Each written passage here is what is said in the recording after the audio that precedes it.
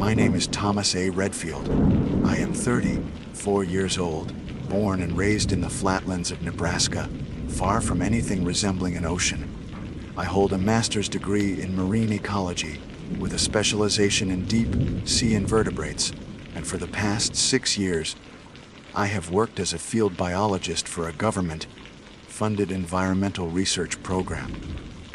My current assignment brought me to a place most people have never heard of, a speck of land in the Pacific Ocean, known only to certain departments and classified under a string of alphanumeric codes. For the sake of clarity, I'll call it Blackfall Island. It lies hundreds of miles from any major landmass, accessible only by seaplane or an infrequent supply vessel. The entire island is less than 5 square miles, cloaked in dense rainforest and surrounded by sheer black cliffs. A ring of jagged volcanic rock encircles it like teeth. The air smells like wet salt and old ash, and the waves crash with a rhythm that never seems to pause. Blackfall is beautiful in a primal, untouched way, but there's something else about it, something just beneath the surface. The research station was constructed here 20 years ago. It consists of 5 buildings, the main facility, where data is stored and analyzed, a laboratory equipped for specimen examination, 2 dormitories, one for male, one for female staff, and a maintenance shed that holds generators and mechanical supplies.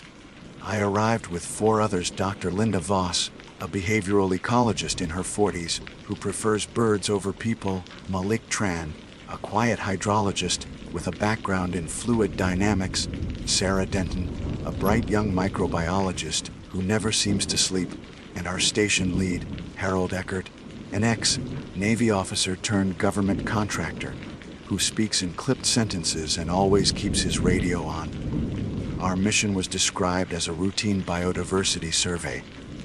Catalog plant and animal life, monitor ocean temperatures, and observe marine fauna. That's what they told us in the briefings. But once we arrived, Harold handed each of us a typed memorandum. It was stamped with a red seal and titled in bold, capital letters CODUCT de IRV, BLK fel state on. The document was short, oddly so.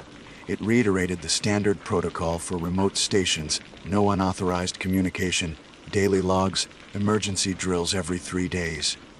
Then, at the very end, it included a line that seemed out of place: personnel are not permitted to enter the ocean under any circumstance. This includes swimming, wading, or approaching tide pools. Failure to comply will result in immediate extraction and federal penalty. I remember reading that line twice. It wasn't just a warning. It was a command, final and absolute. No context, no explanation. Just a rule we were expected to obey. Naturally, I asked Harold about it during our orientation. He didn't look up from his clipboard when he replied, "You're here to study the island, not the water. Don't ask again." The first week passed without incident. We set up our equipment, mapped transects through the forest, and began documenting species.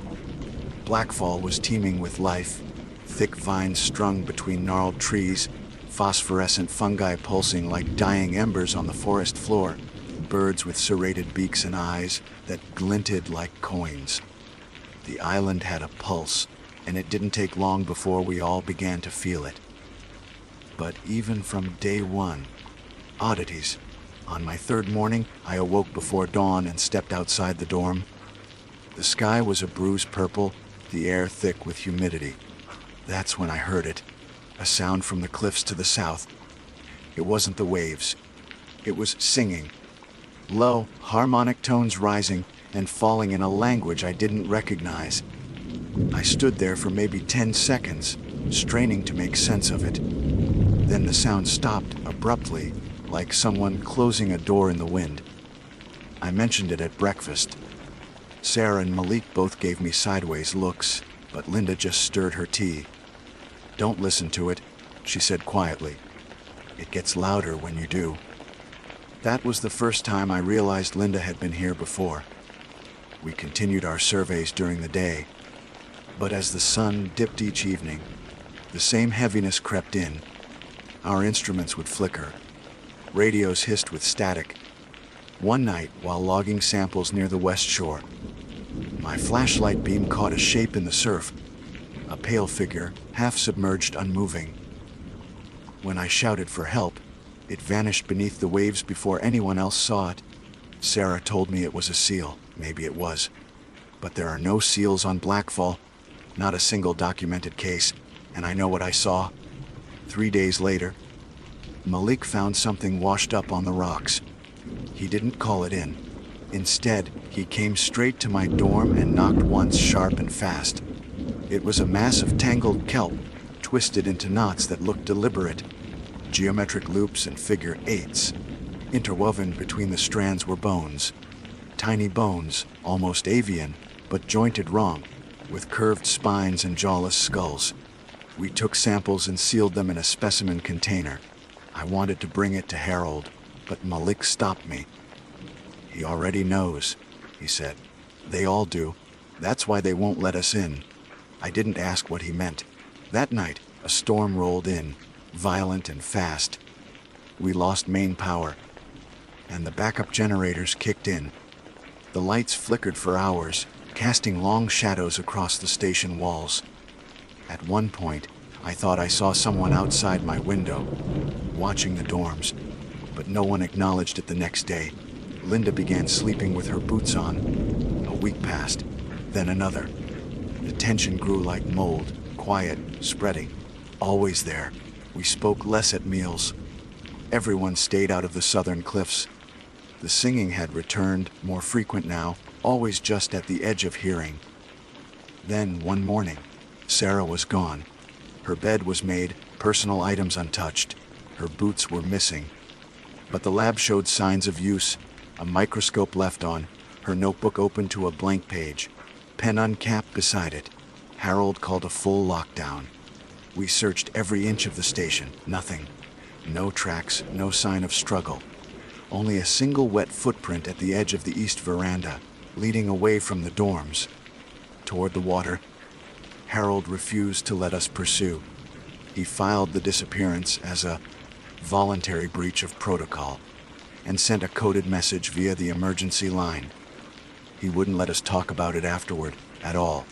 We weren't even allowed to use Sarah's name. He made us record in our logs that she had been transferred off island due to medical concerns. But we all knew. 2 nights after she vanished, I dreamed of her. In the dream, she stood waist deep in the surf, her skin glowing with a sickly pallor. She was smiling, not like herself, too wide, too still. Her mouth opened and a long string of seaweed slithered out, coiling down her chest. Behind her, in the black water, shapes moved, tall, angular things with eyes like barnacle clusters. I woke up screaming. Linda was already sitting up in bed. "They're calling to you?" she whispered. "Don't answer. Don't listen. Don't even look." But I had already looked, and I was starting to understand why we're not allowed in the water. It's been 16 days since Sarah disappeared. Harold has stopped sharing updates. He speaks only when necessary, and when he does, his voice is dull, like he's reading from a script he no longer believes in. Linda has retreated into silence. She spends her time sketching birds, but they've grown stranger. Too many wings, beaks like razors, eyes placed where they shouldn't be. Malik hasn't been the same either. He paces a lot, talks to himself when he thinks no one is listening. This morning I found him near the edge of the northern tide pools, standing motionless with his arms at his sides. His boots were off, the ocean lapped just inches from his toes. "Malik," I called. He turned slowly. His face was blank, lips slightly parted like he was halfway through a word. His eyes were glassy. "They're humming today," he said. I told him to step back. He did, but slowly, as if something resisted him, as if something pulled. That's when I noticed the webbing, just between. His fingers thin, translucent membranes connecting the digits. Not thick, not pronounced. Definitely there. It hadn't been there before. I made up an excuse to get him back inside. He didn't argue, but all through lunch, he kept wringing his hands under the table, stretching his fingers wide, watching them like he didn't recognize them. I checked my own hands 3 times that day. The ocean was changing us, or something inside it was trying to. That night, Linda finally spoke. "This is my 3rd deployment," she said, without looking up from her sketchbook. "First time was 8 years ago. We lost 2 people. They said it was equipment failure and a supply delay. Second time, 5 years ago. Only 1 didn't make it back. They said it was a fall." She turned the page, drew a beak with too many teeth. "Now it's us. This island doesn't like being watched. And the ocean doesn't like being ignored." I asked why she came back. She didn't answer. That night I didn't sleep. I watched the trees sway in the wind, listened for the soft hum I now heard every night just beneath the crash of the waves. It was almost melodic, rising and falling like a lullaby sung in a dead language. Around 300 a.m., the lights in the hallway flickered. Then they went out. Total black. I grabbed my flashlight and crept into the hall. Something wet slithered across the floor ahead of me. I swung the beam toward it, heart pounding, but found nothing, just faint droplets of water, leading toward the main lab. I followed them. The lab door was open. Inside, the air reeked of salt and decay. Equipment was on monitors flickering static. And on the center table, where we had stored Malik's bone kelp sample, was a single feather, long, curved, iridescent. It shimmered with impossible colors. The sample itself was gone. The footprint trail stopped here, but when I turned around, the droplets resumed, heading back out toward the eastern cliffs.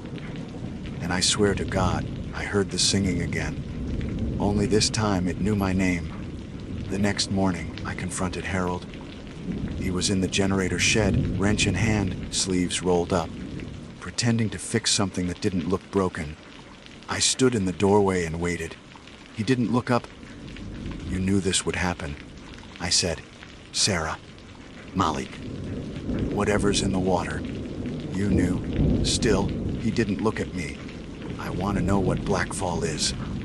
He tightened a bolt with unnecessary force and finally spoke. "You're not cleared for that. Then clear me."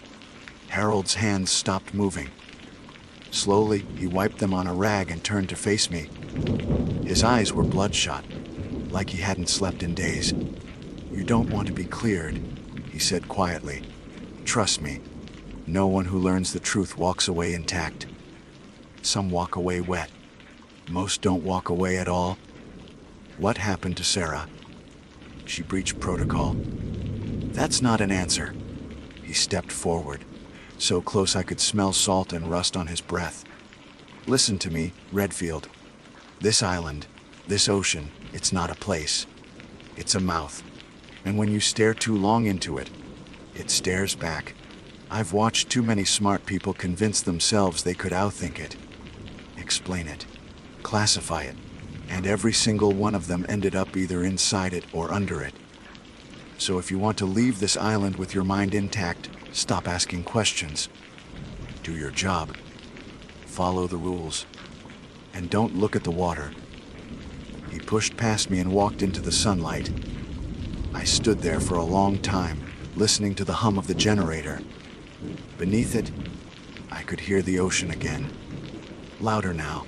It was starting to drown everything else out. That afternoon, I found Linda sitting beneath the East Lookout Tower, staring out at the horizon.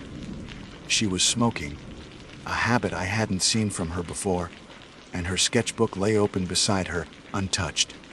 "They're pulling Malik," she said flatly. I blinked. "What?" He reported symptoms. "The agency classified him unstable. A retrieval team's en route. They'll fly in at dawn." I wanted to be relieved, but it felt more like a funeral. "Do they always pull people once they start changing?" I asked. She didn't answer, just flicked ash into the grass. That night, I sat with Malik in the lab. He looked hollow, like he'd been drained of color. His skin had taken on a faint sheen. And his eyes, God, his eyes, had lost their depth, like the irises were flattening. He kept humming. Not a tune I recognized, just a rhythm that matched the tide. "Malik," I said softly, "you need to fight this." He smiled weakly. "It's not a sickness, Tom. It's a return." "A return to what?" "Home." I shook my head. "You're not thinking clearly." He turned toward me, gaze glassy and slow. "I used to dream in static. Now I dream in song. It's cleaner, quieter. You'll understand soon." I left before he could say anything else. The singing followed me out. I didn't sleep. At 3:12 a.m., I heard the whir of the seaplane. They had arrived early. We were all up before dawn. Harold ordered Malik sedated. He didn't resist, just smiled serenely as the needle slipped in. 2 agents in sealed gear carried him onto the plane, eyes hidden behind mirrored visors. They never spoke. Not to us, not to each other. As the seaplane lifted off, Malik opened his eyes one last time. He mouthed something. "I love you." No, not to me, to the sea. After that, everything got worse. The weather shifted. The sky grew perpetually overcast, and fog crawled in from the cliffs every morning. Birds stopped singing. Instruments began logging anomalies, water temperatures rising steadily, readings that didn't match tide patterns, pressure drops that made no geologic sense. Linda locked herself in the avian lab and refused to come out. Harold spent hours on the comms talking in low, clipped codes. And me, I started hearing things I couldn't explain. One night I was alone in the lab, reviewing Sarah's final notes. Most pages were filled with chemical tests and bacterial cultures. Routine.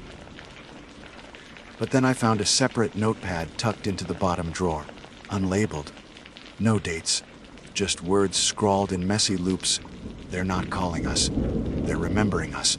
We were never supposed to leave. They don't want us in the water because that's where we belong." The final page was smeared with salt. "It's inside us already." I dropped the pad. My hands were shaking. The next day, the tide came in higher than I'd ever seen. Flooded the storage shed. Took out half the equipment.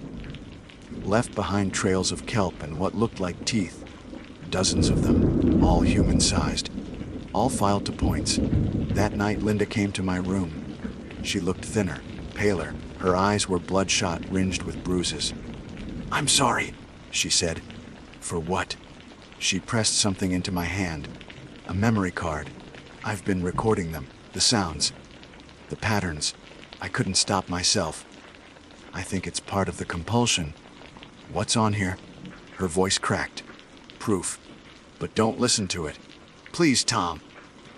"Promise me you won't listen." I nodded, but I was lying. After she left, I loaded it onto the lab console. There were hours of recordings, some ambient, some enhanced. I hit play. The audio began with static. Then, slowly, patterns emerged. Not speech, not exactly, but structured, rhythmic. My ears hurt the longer I listened. I felt pressure in my skull, like something was trying to burrow into my thoughts. I paused it after less than a minute. The silence afterward was worse. When I turned around, there was water on the floor. Just a few drops, leading out of the lab. Again, I followed. It took me to the observation platform overlooking the southern cliffs. Where I had first heard the singing, in the distance, something moved beneath the waves. It was massive. Not a whale, not a shark, not anything I'd seen in any biology text or museum. It turned slowly, deliberately, and I saw the outline of limbs, too many limbs, and a head that split open like flower petals, revealing rows of something that glowed. Not eyes, mouths. It was watching me. I staggered back. The next morning, Linda was gone. No signs of struggle, no footprints, just a trail of feathers leading to the edge, down to the water. Harold didn't call it in. He didn't even pretend. She made her choice, was all he said. That evening, the power died completely. The backup generators failed. We were left in silence, just me and Harold, and the sound of the sea. That night, I listened to the recording again. This time, I didn't stop it. This time, I understood it. It wasn't a song. It was a summoning, and I had already answered. I didn't sleep after that. Not because I couldn't, but because I was afraid of what I'd see when I closed my eyes. Every time I blinked, I could feel it. Something moving just behind the world I understood. Something beneath me, pressing upward like a tide under ice. I paced the dormitory halls until dawn, checking the windows every 5 minutes, half expecting to see Linda out there in the surf, her arms raised to the sky, her mouth filled with salt water and secrets. But the beach was empty, just like the station, just like me. Harold was still here, but we didn't speak. We moved around each other like ghosts, both pretending the other didn't exist. I would catch him staring at the sea sometimes, standing rigid with his fists clenched so tight his knuckles paled to bone.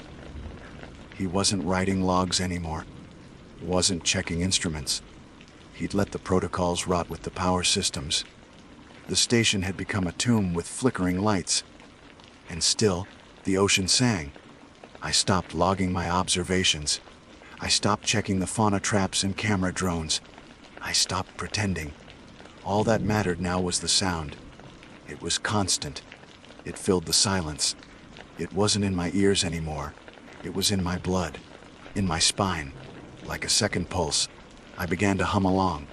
That was when the dreams started changing. Not nightmares, not anymore. Dreams of clarity.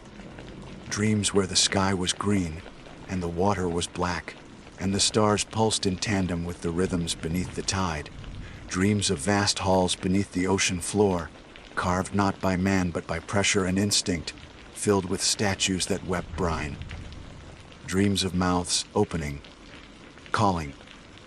The recordings Linda had given me had degraded. I tried playing them again, but they were nothing but low distortion now. The frequency had changed, or maybe I had, but the effect remained. I didn't need the device anymore. I could hear the call without it. On the 7th day after Linda vanished, I found Harold at the southern cliffs. He was kneeling. His boots had been discarded, his shirt soaked through with seawater. I approached slowly, afraid of what I might find. "Harold," I said. He didn't turn. His voice was thin and trembling. "They come in the night. You know that now, don't you?" I said nothing. "They don't take you." "Not unless you want them to? But if you stay too long," he shuddered, "you start wanting them to." He turned to look at me. His eyes were bloodshot, pupils dilated so wide they'd swallowed the color. He was shaking. I thought I could fight it. I lasted longer than most. I kept my protocols. I kept my mind. But it doesn't matter. It's in me now. It's been in me for years. I should never have come back. He pulled something from his pocket. A flare gun. He held it out. "Don't let them have me." I took a step back. "Harold." His hands trembled, but his eyes were steady. "Use it when I go in. Don't let me sink. Don't let them take what's left of me." Then he stood and walked straight into the surf. He didn't stop, didn't hesitate. He waited until the water was chest deep, then shoulder deep. I held the flare gun in both hands, heart hammering. He turned once, briefly, and smiled. Not in peace, not in defiance, in surrender. Then he vanished beneath the surface. I waited 1 second, 5, 10. The water rippled. A shape rose from below, tall, angular, shifting like smoke in oil. Limbs bent the wrong way, teeth where no mouth should be. It hovered for a moment, then began to retreat. Taking Harold with it, I fired. The flare screamed through the fog, struck the water, and exploded in a bloom of searing red light.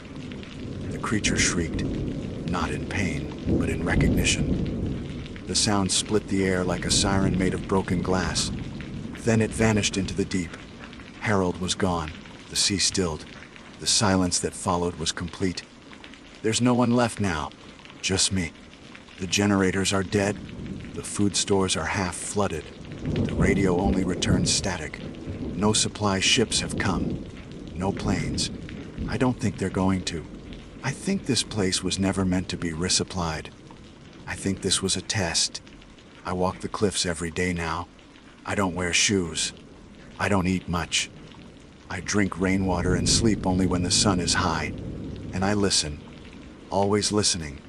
Because the sea never stops calling. It's quieter now. Not because the sound is faded, but because I don't resist it anymore. The song has changed. It's gentler. It doesn't ask anymore. It waits. Sometimes I see shapes out in the surf. Not people. Not exactly. But echoes of people. Things that wear their skins like clothes. Things that move with familiar rhythms. Sarah, Malik, Linda, Harold, all of them smiling. All of them waiting. There's a tide pool near the northern ridge. I go there sometimes and stare into it. Not for long. Just long enough to see the surface ripple. Just long enough to see my reflection blink when I haven't. My hands are changing. The webbing's begun to show. Faint but present. There are tiny ridges forming along my spine. I haven't looked closely in the mirror. I don't think I want to know. I've stopped recording my observations. I've started writing something else. A message for whoever finds this station. If anyone ever does, you were right to keep us out of the water. But you were too late. We were never visitors here. We were returnees, and the sea remembers all its children. Tonight, I think I'll go down to the shore. Not far, just close enough to feel the spray on my skin. Just close enough to step in, for a moment, just to listen. And if they sing for me again, this time I will answer. The water was warm. I didn't expect that. For all the dread and cold salt stench, for all the blackness it held, I expected the sea to be freezing, biting, brutal. But when I stepped in, slowly, ankle deep at first, it welcomed me. Like Memorther. The foam hissed around my feet. The sand pulled gently back and forth, coaxing. The sound was still there, but now it was under my skin. A low vibration in my bones, like the hum of a cello in the pit of the earth. It wasn't singing anymore. It was speaking, not in English, not in any language I know, but I understood it anyway. The way you understand a scream, or a heartbeat. It said, "Come further." I did. The water reached my knees, then my thighs. Every step grew easier. My muscles didn't resist all. My lungs were calm. I didn't feel fear. I felt relief. I knew then what Sarah had felt. What Malik had tried to explain. What Linda had drawn with her silent, desperate hands. The pressure we'd all carried. The sleepless tension. The paranoia. It wasn't the island. It was the separation. We were supposed to go back. I stopped when it reached my chest. Waves rocked gently against me, soaking my shirt, clinging to my skin. Kelp coiled around my ankles, not tightly, not to trap, but to welcome. Remember, that word wasn't spoken. It was felt. Suddenly, the memories weren't mine anymore. I saw trenches lit by bioluminescent pillars, spiraling down into the black. I saw ribcage cities built from coral and bone. I saw creatures vast and slow, with minds like oceans and names that vibrated through salt instead of air. I saw birth. I saw death. I saw sinking, so much sinking. Hands reaching up from the depths, not to grab but to give. To return. A shape surfaced ahead of me, human at first glance, but not quite. The symmetry was off. The joints didn't match. Its hair drifted like seaweed. Its face was too still. But the eyes were Malik's. He didn't speak, but I felt him. Felt his acceptance. Felt what it meant to belong. Another form rose beside him.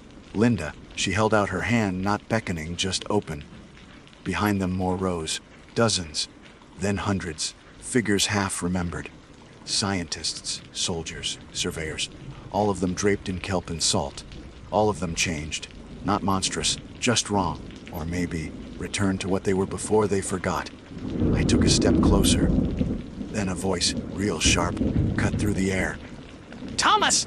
I froze. A flashlight beam cut across the water. From the cliffs, the sound of boots on stone. Metal clanking.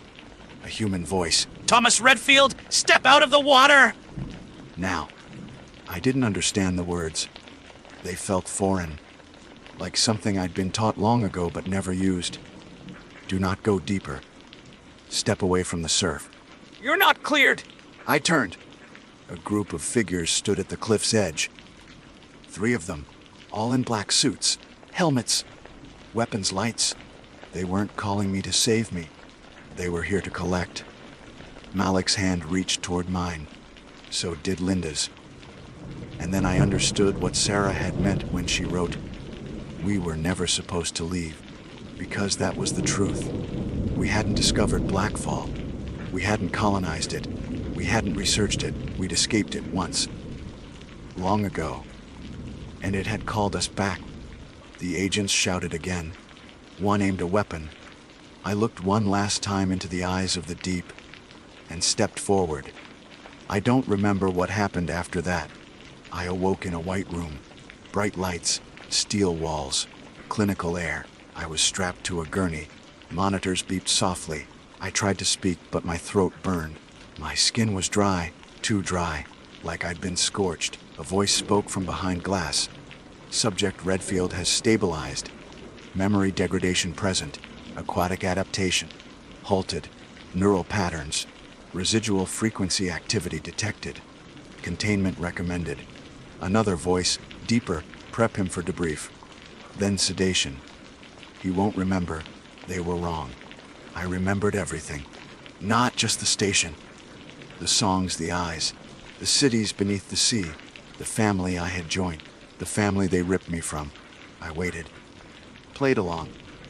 Nodded, answered their questions. Took their pills. Gave them names. Descriptions. Distances. They think they won. They think pulling me out saved me. But it's too late. The webbing returns each night.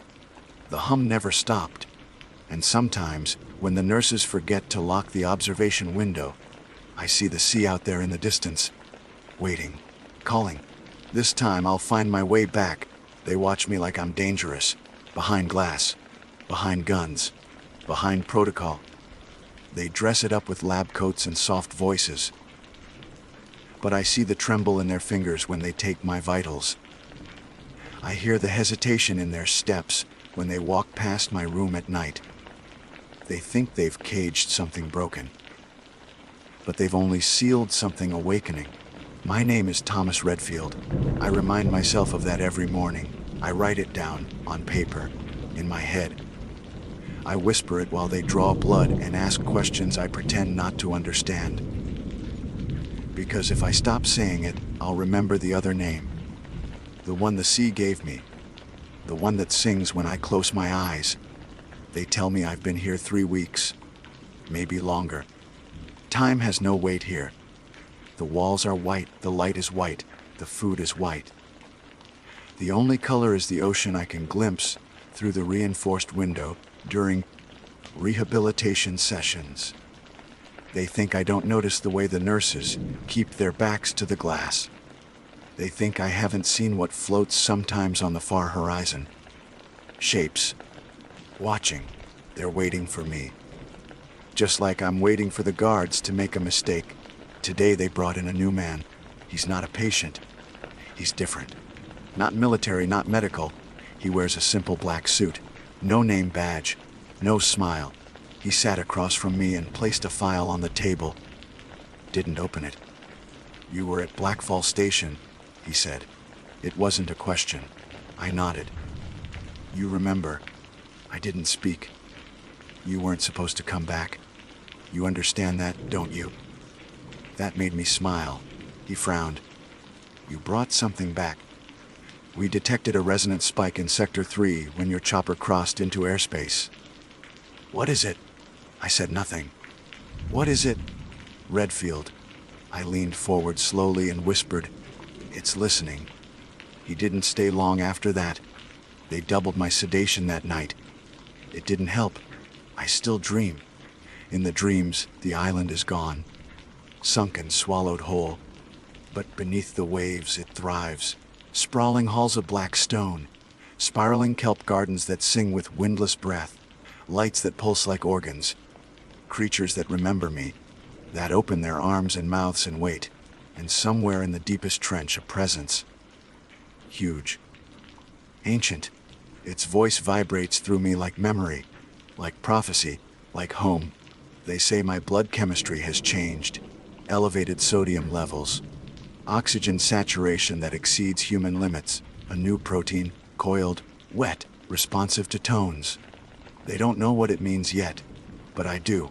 They test my skin in the dark now. UV patterns emerge on my arms, spirals and lines that shimmer like fish scales. They keep me restrained when it happens. They think I don't know how to control it. But I do. Day 32's I think. Something happened.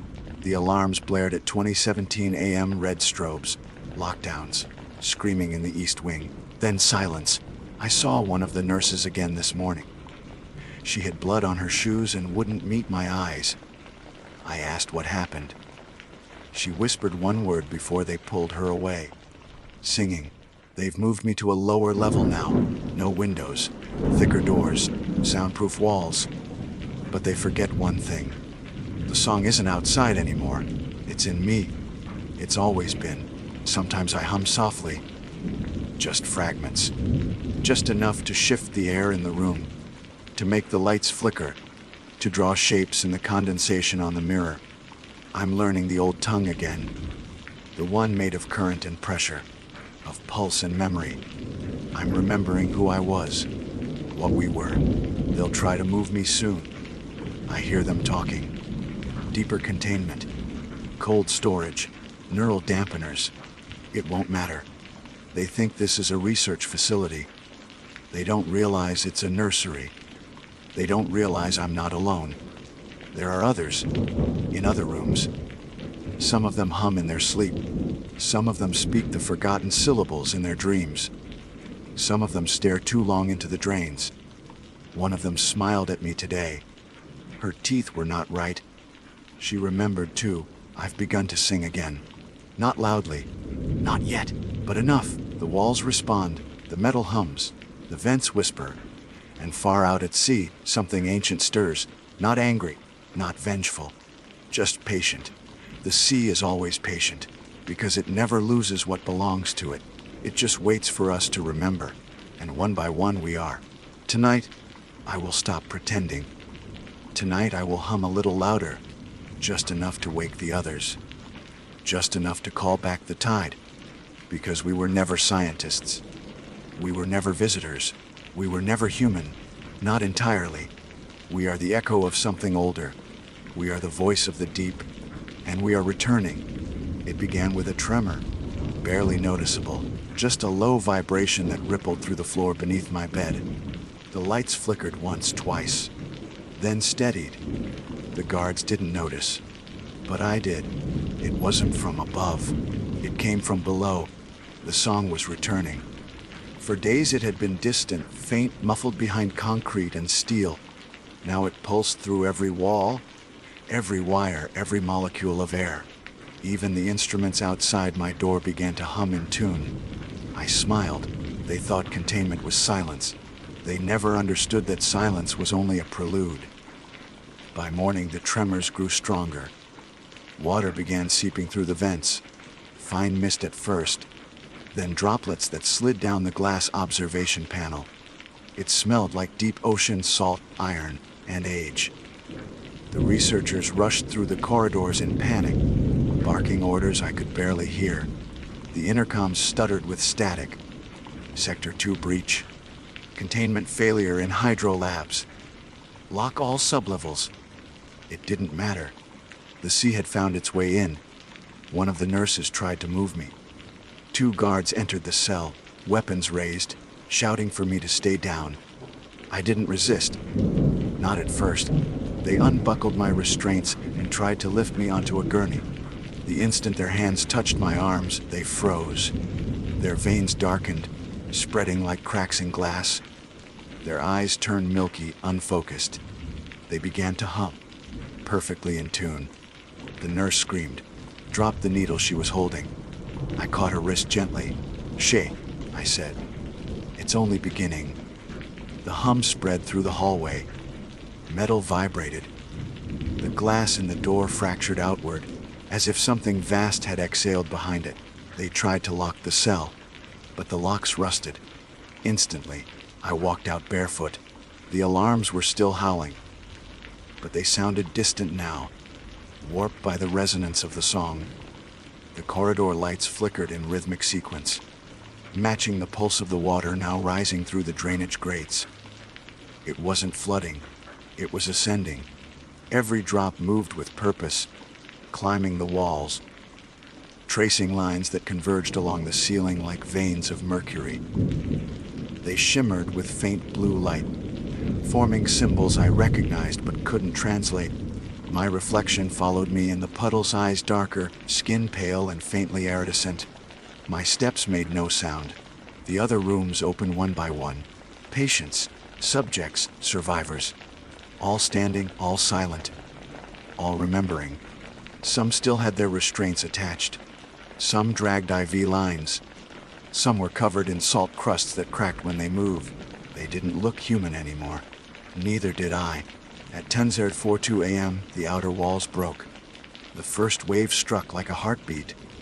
The corridor burst open with a roar of white water, sweeping everything away. The lights, the alarms, the bodies. But the current didn't crush me. It lifted me, carried me forward, down through the splitting floors, through the concrete veins of the facility, until I felt open air again. Or what passed for it through a storm of mist. The research complex had been swallowed whole by the ocean. Only the upper towers remained, jutting from the water like broken teeth. And all around, the sea churned with color. Blue, black, gold. Shapes moved beneath the waves, vast silhouettes circling, converging. And at their center, something colossal stirred. It was awake. It had always been awake. The others rose beside me. Hundreds of us, maybe thousands. Some still wore the tatters of uniforms, lab coats, or isolation gowns. Some were older, ancient, unrecognizable, their faces carved by the weight of centuries under pressure. They gathered silently as the sea parted before us, revealing an abyss that shimmered with light from below. I knew what it was. A door, a memory, a return. Voices filled my head, not singular, but endless, overlapping. Whispers of the deep. Songs of whales and trenches, of creation and collapse. They spoke without language, yet I understood every word. Kambwa CTO. Tibwamwai Yot. Base Komi. I stepped forward. The others followed. The water welcomed us with warmth and recognition. Our feet never touched the floor. We drifted downward, surrounded by spirals of glowing silt. Fish I had no name for swam beside us, brushing our arms like siblings reunited. My lungs filled with water, and I breathed perfectly. Pain vanished. Weight vanished. Time unraveled like old rope. Ahead of us, the great shape opened. Its form was too vast for the mind to hold. Part living, part stone, part idea. Eyes that were not eyes. Limbs that were currents. And at its heart a pulse. The same pulse that had been in me all along. I understood then. Blackfall Island wasn't a station. It was a threshold.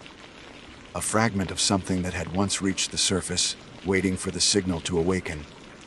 We weren't explorers. We were the signal. As we descended, I felt myself dissolving, not dying, but joining. Every heartbeat, every breath, every memory became one with the ocean's rhythm. The names, the faces, the fear, all fading into the collective hum that filled the world below. Malik was there, Linda, Sarah, even Harold, all smiling, not as ghosts, as what we truly were, children of the deep. Before the last of me faded, I thought of the people still on land, the ones who built the fences and wrote the directives, the ones who thought they could keep the water out. They'll come again. They'll build another station. They'll send another team. And the sea will wait, because the sea is patient, and it remembers every name it has ever given. even mine.